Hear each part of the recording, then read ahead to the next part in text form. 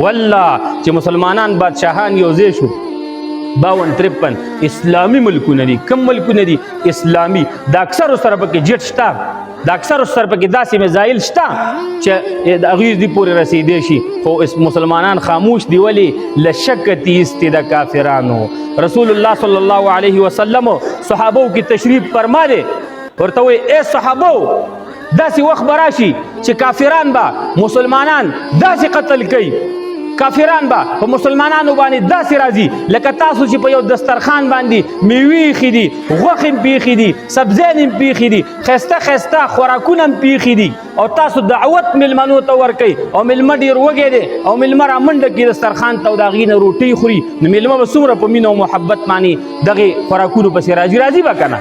ځکه چې هلته چرګ پروت دی، نری غوښه پرته ده، غټه غوښه پرته ده، پلاونه پراته دي، چکنیانې پرتې دي، اچار پراته دي، شملې مستې پرتې دي، بوتلې شربتونه پراته دي او میلمه وږی هم دی، راځي به که نه؟ نو رسول الله صلی الله فرمایي دغه رنګې به کافران په مسلمانانو حملې کوي لکه دغه میلمه چې په دې ښایسته خوراکونو باندې حملې کوي. صحابه کرام تعجب کړل، او خو انتهایی درجه غیرتمن خلکو ورته وایي یا رسول الله صلی الله علیه وسلم امن قلتنا، ای د الله رسوله موږ به په دې وخت کې زموږ مسلمانان وروڼه دا به کمي په موږ باندې به کافران حملې کوي. رسول الله صلی الله علیه وسلم ورته فرمایي لا، ستاسو به کم ناستئ، ستاسو مسلمانان وروڼه به د کافر په بدله کې 2 مسلمانان رسیږي، مسلمانان به ډېري، مسلمانانو سره به وسایل برابري، خو څه به وي؟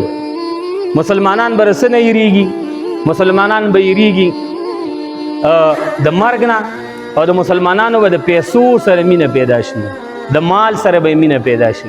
نن د مسلمان د څه سره ډېره مینه ده؟ د پیسو سره. د پیسو په مقابله کې مسلمان قادیانیت قبلی، مسلمان شیعه کیږي، مسلمان هندو کیږي، مسلمان نصرانی کیږي، مسلمان عیسائی کیږي، مسلمان یهودی کیږي، مسلمان دهری کیږي د پیسو د پاره. ای پلارانو تاسو ته ویم د خپلو بچو حفاظت وکئ. نن سبا هر یو ځوان، هر یو دا ینګ جنریشن چې ورته وایي دوی سایلنٹ دهرین دي، قسم په الله سایلنٹ، خاموش ته وایي، چپ ته وایي، پټ ته وایي، پټ دهرین دي. عقیده یې دا ګرځېدلې ده چې په اسلام کې ترقي نشته.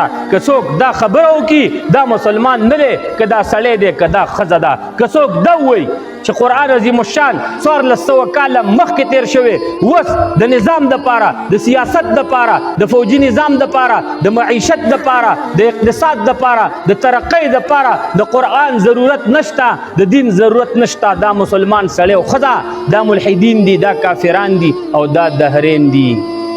که په خوله نه وایي په زړه باندې د هر مسلمان ځوان په زړه کې دا خبره شته، نو د خپلو بچو تربیت وکړئ. محمد ابن القاسم ته جوړ کړئ، د خپلو بچو نه مجاهدین جوړ کړئ، د کافرانو خلاف استعمال کړئ، عقیده ورته داسې برابره کړه. ته په تسبو نه خلاصېږي، ته صرف او صرف په منځونو نه خلاصېږي، ته صرف او صرف په روجو نه خلاصېږي، ته صرف او صرف په زکات نه خلاصېږي، ته صرف او صرف په حجونو نه خلاصېږي، تر هغې پورې چې خپل ځان ته اسلامي جذبه برابره نه کړي او خپل ځوان بچي ته او ځوانې لور ته اسلامي احساسات او جذبې پیدا نه کړي.